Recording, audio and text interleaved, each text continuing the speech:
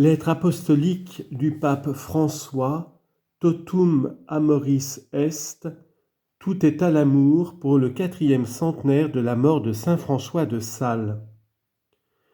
Tout est à l'amour. Dans ces paroles, nous pouvons recueillir l'héritage spirituel laissé par saint François de Sales, qui est mort à Lyon le 28 décembre 1622. Prince évêque en exil de Genève depuis une vingtaine d'années, il avait un peu plus de 50 ans. Il était arrivé à Lyon après sa dernière mission diplomatique, le duc de Savoie lui ayant demandé d'accompagner le cardinal Maurice de Savoie en Avignon. Ensemble, ils avaient rendu hommage au jeune roi Louis XIII sur son chemin de retour vers Paris par la vallée du Rhône, après une campagne militaire victorieuse dans le sud de la France. Fatigué et en mauvaise santé, François s'était mis en route par pur esprit de service. « S'il n'était pas très utile à leur service que je fasse ce voyage, dit-il, j'aurais certainement beaucoup de bonnes et solides raisons pour m'en dispenser. Mais il s'agit de leur service, mort ou vivant, je ne me retirerai pas, mais j'irai où je me ferai traîner. » Fin de citation. C'était son tempérament. À Lyon, il logea au monastère des Visitandines dans la maison du jardinier afin de ne pas trop déranger et pour être en même temps plus libre de rencontrer ceux qui le désiraient. Désormais peu impressionné par les faibles grandeurs de la cour, il avait passé ses derniers jours à exercer son ministère de pasteur dans une succession de rendez-vous, confessions, conversions, conférences, prédications, ainsi que les incontournables ultimes lettres d'amitié spirituelle. La raison profonde de ce style de vie rempli de Dieu lui était devenue de plus en plus claire au fil du temps, et il l'avait formulée de manière simple et précise dans son célèbre traité de l'amour de Dieu. Citation : « Sitôt que l'homme pense un peu attentivement à la divinité, il sent une certaine douce émotion du cœur qui témoigne que Dieu est Dieu du cœur humain. » Fin de citation. Voilà la synthèse de sa pensée. L'expérience de Dieu est une évidence pour le cœur humain.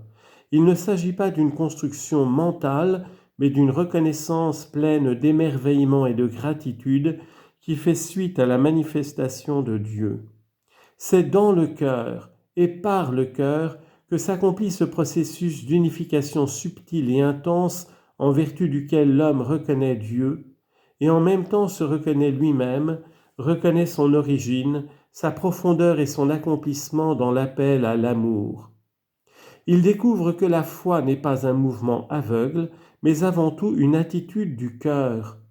Par elle, l'homme s'en remet à une vérité qui apparaît à sa conscience comme une douce émotion capable de susciter en retour un bon vouloir auquel nul ne saurait renoncer pour toute réalité créée, comme il aimait à le dire. À cette lumière, on comprend que, pour saint François de Sales, il n'y avait pas de meilleur lieu pour trouver Dieu et pour aider à le chercher que le cœur de chaque homme et de chaque femme de son temps. Il l'avait appris en observant lui-même attentivement dès son plus jeune âge et en scrutant le cœur humain. Lors de sa dernière rencontre de ces jours-là à Lyon avec ses visitandines, dans le climat intime d'un quotidien habité par Dieu, il leur avait laissé cette expression par laquelle il aurait voulu que sa mémoire soit plus tard fixée en elle. « J'ai tout résumé, dit-il, dans ces 2 mots quand je vous ai dit de ne rien refuser ni désirer. Je n'ai plus rien à vous dire. » Fin de citation. Il ne s'agissait cependant pas d'un exercice de pur volontarisme, une volonté sans humilité, de cette tentation subtile sur le chemin de la sainteté qui confond celle-ci avec la justification par ses propres forces, avec l'adoration de la volonté humaine et de sa propre capacité, qui, dit-il, aboutit à une autosatisfaction égocentrique et élitiste dépourvue du véritable amour. Il ne s'agissait pas non plus d'un pur quiétisme, d'un abandon passif et sans affect à une doctrine sans chair et sans histoire. Cette formule naissait plutôt de la contemplation de la vie même du Fils incarné. Le 26 décembre, le saint s'adressait ainsi aux sœurs au cœur du mystère de Noël.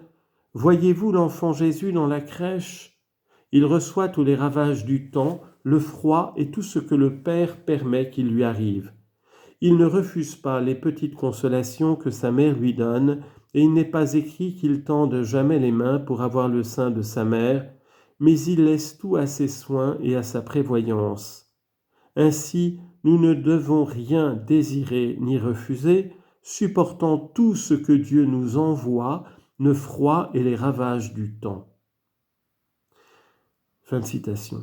Son attention à reconnaître comme indispensable le soin de tout ce qui est humain est émouvante. À l'école de l'incarnation, il avait appris à lire l'histoire et à l'habiter avec confiance.